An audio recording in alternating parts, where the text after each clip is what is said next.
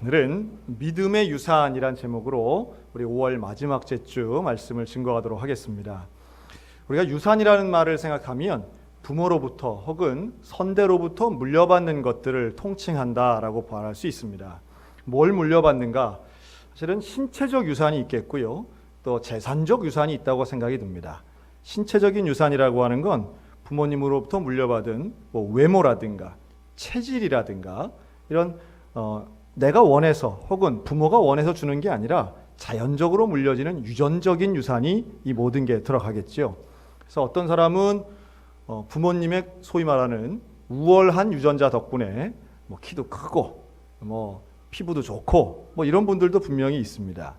좋은 것만 주고 싶은 부모의 마음이 있지만 꼭 그렇지만도 않죠. 그래서 무슨 알러지라든가 어떤 특이한 체질이라든가 심각하게는 병까지도 유전적으로 물려질 때가 있습니다.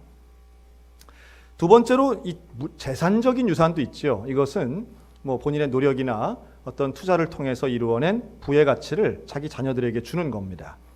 동산, 부동산, 그리고 자기가 운영하는 회사까지도 이 기업체를 그대로 물려주는 이런 일들은 많이 있겠죠. 물론 그 가운데에 형제 간에 무슨 분쟁도 일어나고 다툼도 일어나기도 하지만 또 사회적으로는 그런 행위를 가지고 금수저, 흑수저 논란이 일어나기도 하지만 분명한 건 자녀들은 많이 받기를 원한다라고 하는 겁니다. 또 부모들이 많이 주기도 원하죠. 사실은 이런 것들은 어떤 면에서는 자연스럽게 유산은 물려져 내려갑니다. 신체적인 유산은 내가 원치 않아도 주고받고 하고요. 물질적인 유산은 주려는 분명한 의지와 받을 사람이 있으면 얼마든지 자의에 의해서 주고받을 수가 있겠죠. 그런데 오늘 본문에 있는 이 믿음의 유산은 꼭 그렇지 않다라고 하는 데에 문제가 있습니다. 다시 말해 믿음의 유산은 이런 어떤 유전적인 요소로 가만히 있어도 자연스럽게 물려지는 것도 아니고 어떤 면에서는 부모가 노력을 한다고 해서 자동적으로 물려지지 않는 경우도 많기 때문에 우리로선 상당히 중요함에도 불구하고 이게 우리에겐 좀 심각한 문제가 될 때가 있습니다. 대표적으로 창세기에 나오는 이삭의 아내 리브가가 대표적이죠. 이 리브가가 자기 아들 둘이 있었죠. 에서하고 야곱.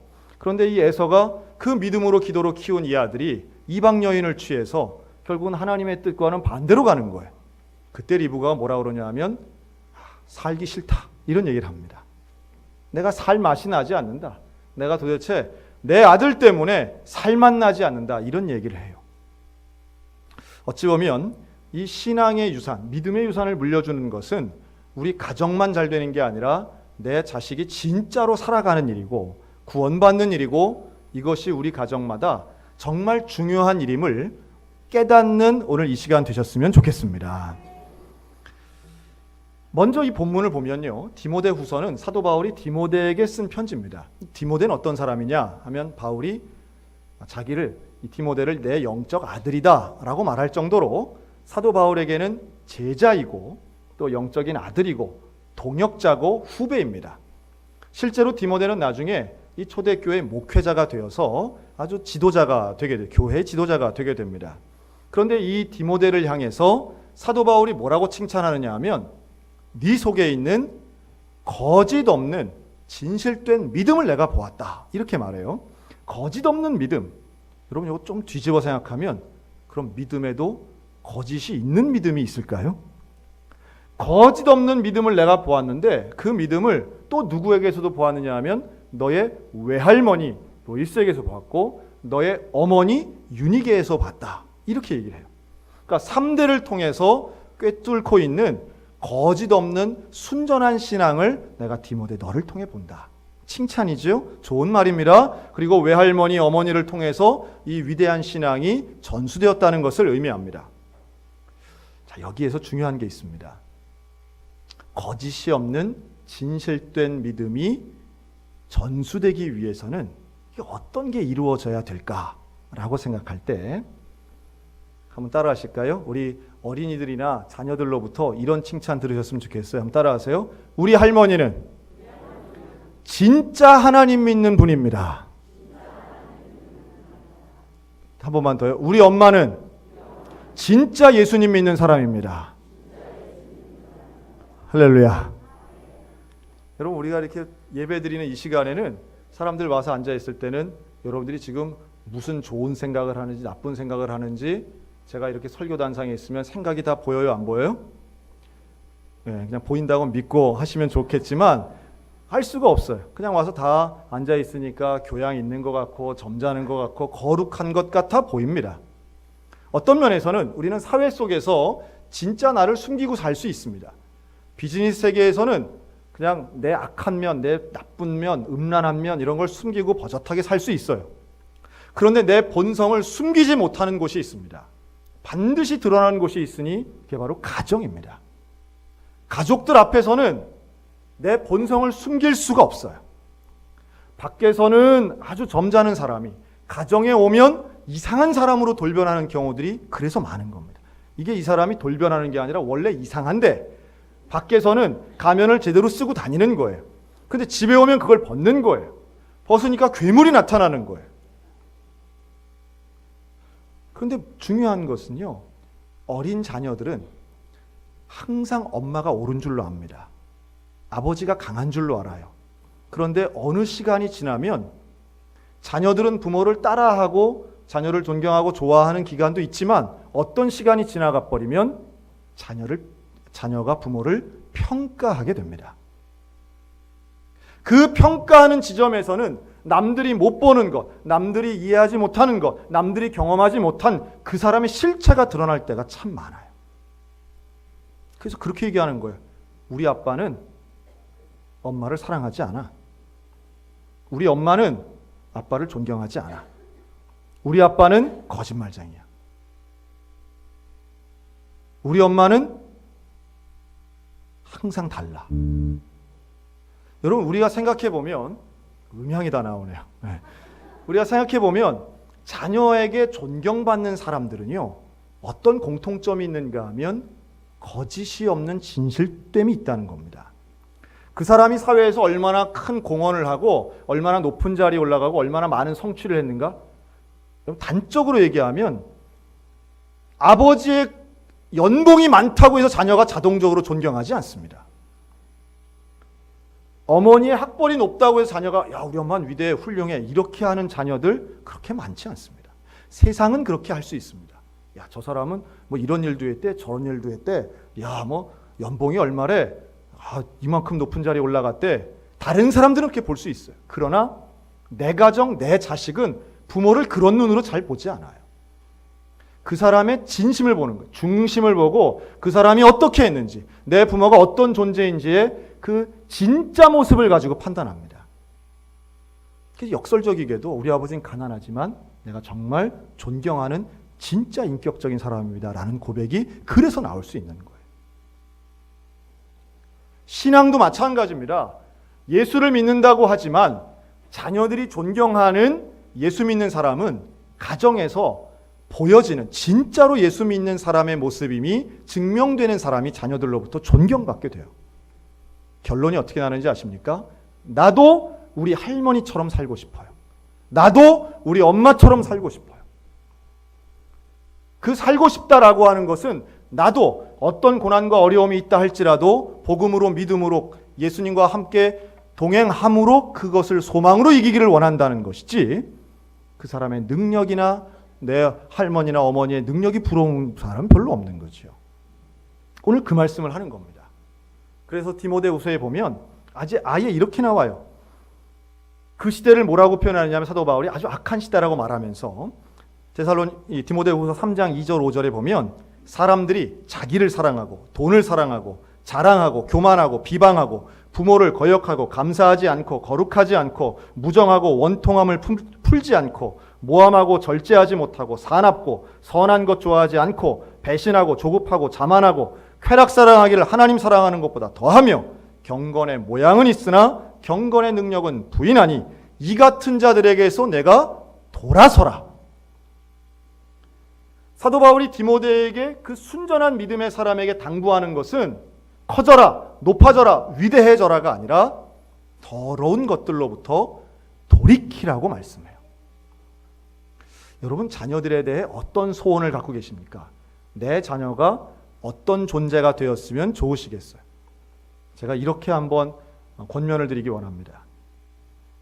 내 사랑하는 자녀가 혹은 손자, 손녀가 내 마음에 드는 자녀이기 이전에 하나님 마음에 드는 사람 되는 것이 소원되시기를 주님의 이름으로 권면합니다.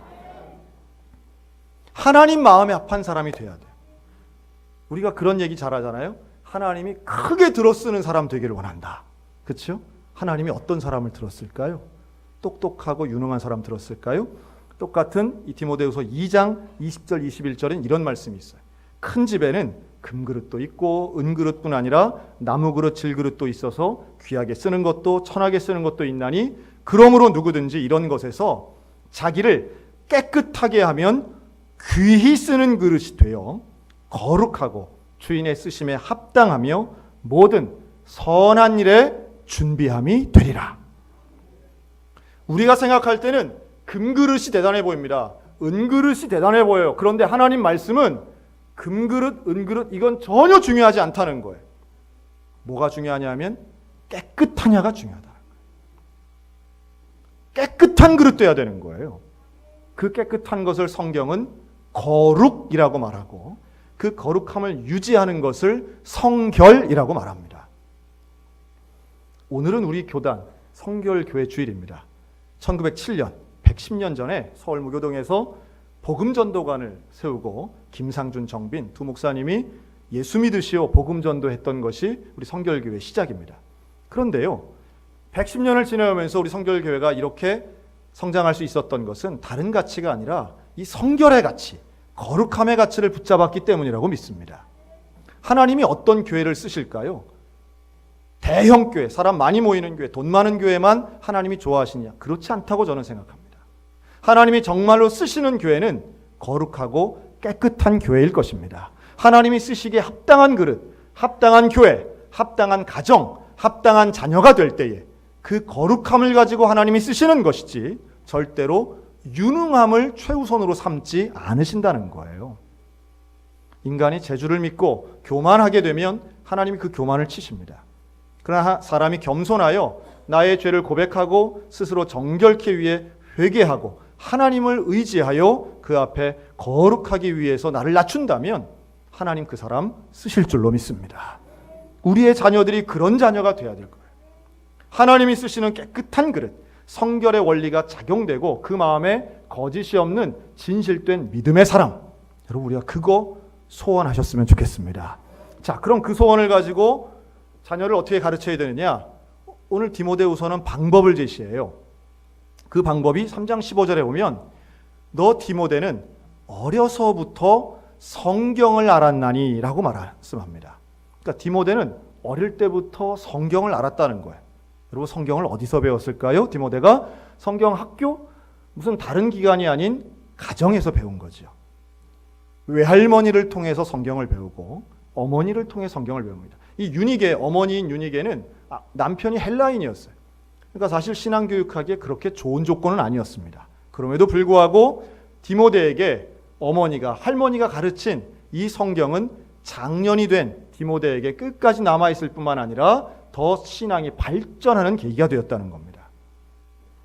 근데 왜 성경이 그렇게 중요한가? 여러분 이 성경이 중요하다는 사실을 좀 잘 아셨으면 좋겠어요. 우리가 왜 아기 태어나고 아기가 자라면 20년 전에는요, 저희 그 큰애 이렇게 할 때, 그 전에도 그랬지만 엄마들이 벽에다가 뭘 붙여요. 뭘 붙이냐 하면 마트에 가면 아주 큰 그 앞뒤로 코팅된 거 있습니다. 20년 전에는 기역, 니은, 디귿, A, B, C 이런 거 붙였습니다. 그러다가 한 15년 전에는 이제 문장 같은 거, 영어. 그리고 한 10년 전에 또 유행하는 게 있었죠. 뭐 인도식 계산법 이래가지고 9구단 외에 11단, 12단, 13단 이런 것도 써서 붙여요. 어느 집 가면 무슨 알타미라 벽화 보는 것처럼 그런 게 쫙 붙어 있는 집들이 있습니다. 그게 나쁘다는 건 아니에요. 뭔가 중요하고 내 자녀가 일찍 깨닫고 뭐 지식적으로 똑똑해지길 원하는 마음이 있으니까 붙이는 거 아니겠습니까? 그런데 성경은 뭐라고 하느냐 하면 성경을 가르치는데 어떻게 가르치는가? 너희는 신명기 6장 6절에서 9절에 이런 말씀이 있습니다. 오늘 내가 내게 명하는 이 말씀을 너는 마음에 새기고 내 자녀에게 부지런히 가르치며 집에 앉았을 때든지 길을 갈 때든지 누워 있을 때든지 일어날 때든지 이 말씀을 강론할 것이며 너는 또 그것을 내 손목에 매어 기호를 삼고 내 미간에 붙여 표로 삼고 내 집 문설주 바깥문에 기록할지니라. 그 왜 그렇게 써붙이고 이렇게 앉았을 때나 누웠을 때나 그 말씀을 가르칩니까? 이게 중요하기 때문이에요. 어떻게 중요하냐?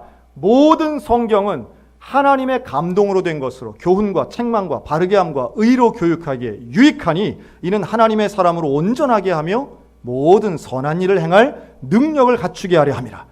디모데후서 3장 15절에 너는 어려서부터 성경을 알았나니 성경은 능히 너로 하여금 그리스도 예수 안에 있는 믿음으로 말미암아 구원에 이르는 지혜가 있게 하느니라. 할렐루야. 부모가 자녀를 구원시킬 수 없습니다. 그러나 성경을 읽으면, 말씀을 읽으면 그 구원에 이르는 지혜가 전달될 줄로 믿으시기 바랍니다. 그래서 성경 말씀 얼마나 중요한 건지 몰라요. 성경을 교육하고 말씀을 가르치는 일은 우리의 자녀 교육에 있어서 가장 중요한 자리를 차지해야만 신앙의 전수, 믿음의 유산이 물려질 가능성이 높아지는 거예요. 2주 전에 이 자리에서 우리 교회 어린이 교회에 있는 우리 박하음 어린이가 성경을 암송했었습니다. 기억하시지요? 우리 강원 서지방에 있는 암송대회 우리 교회 대표로 나간 어린이에요. 그래서 범위가 어느 정도였냐면 시편 1편에서 11편까지인데 그날은 시편 1, 2, 3편을 암송을 했습니다. 자, 암송을 하고 박수치고 다 막 놀래가지고 우와 할 때에 제가 또 한 번 일으켰죠. 하음이 엄마 일으켜 세웠습니다. 그리고 제가 질문했잖아요. 여러분, 아이가 성경을 암송하는 것은 100% 누구 때문이라고요? 네. 엄마든 아빠든 대개 엄마가 그러죠. 한번 외워보자. 그러면 애가 그때부터 딱 들고서는 자기 혼자 외워요? 아니면 엄마랑 같이 무슨 저 마라톤의 페이스메이커 하는 것처럼 그렇게 같이 옆에서 엄마가 같이 외우고 해요. 같이 외우는 거예요. 놀라운 것은 언니인 하음이가 외우는 걸 듣고요. 유치부에 있는 그 동생 5살짜리도 같이 외웠다는 사실이에요. 걔는 한글을 잘 못 읽는데도. 여러분, 그 하음이의 외할아버지가 목사님이십니다. 제가 2부 예배 때 그 얘기를 했더니 2부 예배에 오신 분들은 아, 그럼 그렇지. 우리 집이랑은 좀 다르네. 이런 눈빛들이 좀 있으시더라고요. 그런데 우리가 자녀를 말씀으로 키우고 또 때로는 암송을 시키는 그 어머니의 열심, 여러분 그런 것을 좀 부러워하고 샘낼 수 있는 마음들이 있으셨으면 좋겠어요. 그거를 아이고 뭐 저런 집이나 하는 거지 뭐 나랑은 상관없어. 아이고 뭐 난 성경만 봐도 뭐 머리가 복잡하고 뭐 잠이 올 것 같고 눈이 침침하고. 사실은요, 내 자녀에게 가장 큰 놀라운 축복은 부모의 입에서 축복의 말, 사랑의 말, 구원의 언어가 나오는 것을 자녀가 직접 듣는 일입니다. 그리고 그것이 행해지면 실천되는 그 자리가 바로 가정예배가 이루어지는 곳인 줄로 믿습니다. 그러니 내 자녀를 믿음의 유산을 물려주고 신앙인으로 키우기 위한 유일하고도 가장 효과적인 방법은 결국 가정예배일 수밖에 없어요. 가정의 예배가 아니면 믿음의 유산이 물려질 수가 없어요. 성경을 어디서 배워요? 교회와 가정에서만 배웁니다. 그래서 우리 교회 학교 선생님들이 사실은 열심을 내는데 오늘은 또 특별하더라고요. 어린이 교회가 오늘 부모 초청 예배를 합니다. 그래서 오늘 2부 예배 때 애들 데리고 많이 오셨어요. 11시에 그 예배를 참석하려고. 제가 기대가 돼요. 어제도 밤 12시까지 교사들이 오늘 부모 초청 예배를 준비하면서 오신 분들에게 선물 주려고 손수 십자가를 깎아가지고 이만한 십자가를 거기에다가 이 티슈 아트를 붙이고 손수 캘리그래프를 써서 지금 어젯밤 12시까지 그걸 제작하더라고요. 교사들이 다 모여서. 제가 깜짝 놀랐습니다. 야, 이런 교회 학교 또 뭐 흔치 않을 텐데 대단하다. 교회 학교와 가정이 협력해도 사실은 믿음의 유산이 잘 전수될까 말까 한 시대가 바로 지금입니다. 그런데 수많은 부모들이, 수많은 조부모들이 그냥 있는 거예요. 다 큰 애가 뭐 내 말 듣나요? 아유, 마음은 그런데 뭐 돈 없는 부모가 뭐 어디 말의 권위가 있나요?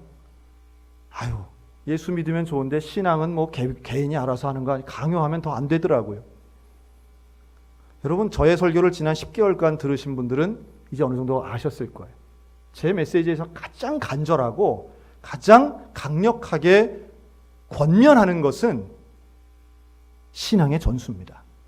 다음 세대를 향해 우리가 앞으로 해야 할 일들 중에 가장 우선적이고 가장 중요하고 가장 가치 있는 일이 무엇인가? 구원받은 내가 해야 할 일 중에 가장 중요한 건 복음을 전하는 일인데 그 복음 전달자의 최우선 1순위는 내 자녀라는 거예요. 여러분, 이거 양보할 수가 있겠습니까? 양보할 수가 없는 거예요. 할 수만 있다면 내가 멸망받고 내 자녀가 천국 가게 할 수만 있다면 그럴 사람들 있지 않겠습니까? 그런데 구원은 그렇게가 안 되는 거예요. 누가 대신 해줄 수 있는 게 아닌 거예요. 그러니까 최선을 다해서 성경이 제시하는 방법을 따라가야 되는 거예요. 성경 안에 구원에 이르는 지혜가 있다고 하니 어떻게든 성경을 보게 하고 듣게 하고 알려줘야 되지 않겠어요? 그래서 우리가 지난주에 뭘 했느냐 하면 세족식을 했습니다. 여러분, 세족식을 통해 아마 하신 가정도 있고 못 하신 가정도 있으리라고 생각합니다. 안 하신 가정은 없다고 봅니다. 예, 저는 그렇게 생각하고 삽니다. 목사님이 100번을 얘기해봐라, 나는 절대 안 해. 이런 분은 저는 없다고 그냥 생각을 하고 목회를 해요. 못하신 분들이 있으리라고 봅니다. 그런데요, 세족식을 하신 가정들이 교회 밴드와 홈페이지에 사진을 올리시고 그걸 했던 소감들을 많이 올려주셨어요. 가정들 중에는요, 왜 자녀가 장성해서 이제 다른 지역에 살잖아요. 부부만 사시는 그 장로님이 세족식을 하신 거예요. 권사님 발을 닦아드리고 또 권사님이 장로님 발을 닦고 그 사진을 찍어서 멀리 사는 자녀들에게 보내면서 너희도 이렇게 살았으면 좋겠다. 우리 목사님이 하라고 해서 우리 했다. 너희도 이렇게 했으면 좋겠다. 보내신 장로님이 계시고요. 또 한 분은 아들에게 40 다 된 아들에게 야, 우리 목사님이 그런데 세족식 하라고 그랬어. 할까? 그랬더니 그 아들이 아주 점잖게 뭘 그런 걸 해요. 다음에. 여러분, 참 장로님 감사한 게 그러시더라고요. 옛날 같으면은 훅 올라오면 어디서 이놈이 할 텐데 그 설교 시간에 배웠다는 거예요. 나이 든 아들을 존중해야지. 그래서 작전을 바꿔서 이분이 나가가지고 마트에 가서 뭘 사왔냐면 새 대야를 사신 거예요. 그리고 그걸 사갖고 들어가신 거예요. 그러니까 그거 뭐예요? 그랬더니 대야 사왔다고. 아니, 집에 있는데 그걸 왜 사오셨어요? 너희 부부하고 세족식 하는 게 소원이어서 내가 새 걸 사왔다고. 자, 그쯤 되면 아들이 어떻게 해요? 그래, 한번 해요. 그래서 했다는 거예요. 그래서 아버지는 아들의 발을 닦아주고 시어머니는 며느리의 발을 닦아주며 세족식을 해요. 어제 결혼을 한 자매가 있었습니다. 결혼을 앞둔 딸의 발을 닦아주며 축복을 한 아버지가 있었고요. 군부대 근무하는 군인 아버지가 군복을 입은 채로 와서 자녀들의 발을 닦고 그 세족식을 한 걸 사진을 올린 집사님이 계셨습니다. 어떤 권사님은 아직 남편이 교회에 나오지 않는 거예요. 그런데 그 남편에게 세족식을 하자 그랬더니 그게 뭔지도 모르면서 그래 하고선 세족식을 했는데 이 남편이 뭐 좋다 싫다 말이 없더래요. 그런데 잠자리에 들면서 한마디 하더래요. 땡큐. 그 말 한마디에 감동받아서 우리 권사님이 참 감사했습니다 하고 글을 올리셨어요.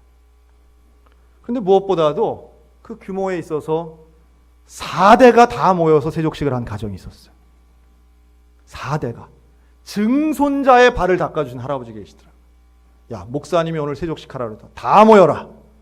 그래서 다 모여서 마당에서 삼겹살을 구워 먹으며 20명도 넘게 모여가지고 그 자리에서 그 많은 사람들이 이렇게 하고 저렇게 하려니 시간도 얼마나 걸렸겠지. 그런데 그 가운데 손주들을 향해 사랑한다, 배우자를 향해 사랑한다 고백할 때 눈물이 터져 나오고 감사가 넘치고, 여러분 그 어린 자녀들의 모습이 우리 집안은 어떤 집안이라고 생각하겠어요? 우리 집안은 정말 사회적 지위나 무슨 재벌의 돈이 없어도 우리 집안은 정말 자랑스럽고 정말 사랑이 넘치고 우리 집안은 진짜 예수 믿는 집안이라고 느끼지 않았겠어요? 여러분들 왜 안 하시는지 모르겠어요. 이렇게 기회를 드리고 하시라고 권면하는데도 시도하지 못하는 분들. 저는 그런 카톡도 많이 받았어요. 차마 사진을 못 찍겠더라 하는 분도 계시고, 사진은 찍었는데 자녀들이 너무 간곡하게 사진만은 올리지 말라고 해가지고 못 올리겠다. 또 절대 반대해서 너무 속이 상해가지고 정말 안타까웠는데 결국은 자녀들이 수용하고 조카들이 수용하고 그 일을 했다는 놀라운 간증들을 많이 들었어요. 그 중에 제가 한 가정을 한번 소개하겠습니다. 저희 가족은 세 식구가 사는 가정이에요. 딸 하나하고 부부가 사는데요. 저희 가족은 늦은 밤 11시에 세족식을 했습니다. 생애 첫 가정 예배를 지키기 위해 늦은 시간 퇴근하는 남편을 기다렸습니다. 오자마자 식사부터 하고 식사하는 동안 딸 서연이는 하품을 해대며 직접 마이크까지 만들어 아빠와의 대화를 위해 가정 예배를 준비했습니다. 함께 성경 말씀도 읽고 기억에 남는 설교의 내용도 나누고 서로의 선생님에 대한 이야기도 간단히 했습니다. 세족식의 의미도 다시 한번 나누며 마무리 기도로 생애 첫 가정 예배를 드렸습니다. 가정 예배 후 남편은 돌아가신 아버지가 생각이 나서 울컥했다고 합니다. 월요일 저녁에는 처갓집에 가서 장인 장모님께도 세족식을 해야겠다는 생각도 들었답니다. 그리고 저는 쑥스러워서 남편 앞에 지금까지 한 번도 소리내어 기도하지 못했었는데 오늘은 용기를 내어 가정예배 대표 기도를 했습니다. 가정예배를 드릴 수 있는 권면을 해주셔서 어색함 없이 첫 번째 가정예배는 큰 은혜가 되는 귀한 시간이었습니다. 무엇보다도 우리의 소중한 딸 서연이가 너무 좋아했고 즐거워했습니다. 그리고 남편의 마음이 가정예배를 통해 더 많이 열리고 있다는 생각이 들어 너무너무 감사했습니다. 우리 가족 앞으로도 오늘과 같은 마음이길 서로 겸손한 마음으로 섬기고 사랑하며 말씀과 함께 좋은 가정의 관계를 믿음으로 이어가기를 기도합니다.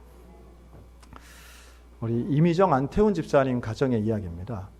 여러분 생각해 보면 우리 가정의 행복, 정말로 가정이 즐거워야 하고 괜찮습니다. 지금 전화가 왔는지를 우리 잘 모르시는 것 같아요. 그런 분들 계세요.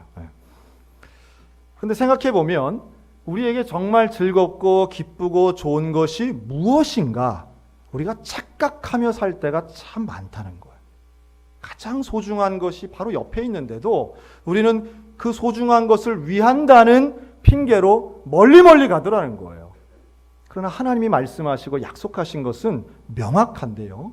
가정 안에서 거짓이 없는 진실된 믿음으로 가정 예배를 통해 약속하신 복을 누리는 가정이야말로, 그리고 그 복을 가지고 믿음의 유산을 전하는 그 가정이야말로 가장 위대한 기쁨을 누릴 줄로 믿습니다. 이거 포기하지 마시기 바랍니다. 그리고 그걸 통해서 내 자녀가 하나님이 원하시는 자녀가 되고 하나님이 원하시는 가정이 될 때에 에베소 6장은 이렇게도 얘기해요. 오직 주의 교양과 훈계로 양육하라. 다른 방법이 없습니다. 주의 교양과 훈계로 양육하는 것이야말로, 그리고 그 가정이야말로 하나님이 약속하시고 이미 확신하신, 그리고 우리에게 주시는 가장 온전한 기쁨이 우리 가운데 넘치게 될 줄로 믿으시기 바랍니다. 디모데보다도 더 위대한 가정, 성결하면서 말씀이 중심되고 가정 예배를 통해 가족 안에 서로 놀라운 신앙적 고백이 살아 숨쉬는 가정. 그래서 거짓이 없는 진실됨으로 할머니로부터, 할아버지로부터, 부모님으로, 그리고 자녀 손으로 자연스럽게 내려가는 나도 아버지같이, 나도 할아버지같이 저런 진짜 기독인이 되고 싶다라고 하는 우리 믿음의 감동 넘치는 가정들 다 되시기를 주님의 이름으로 축원합니다. 아멘.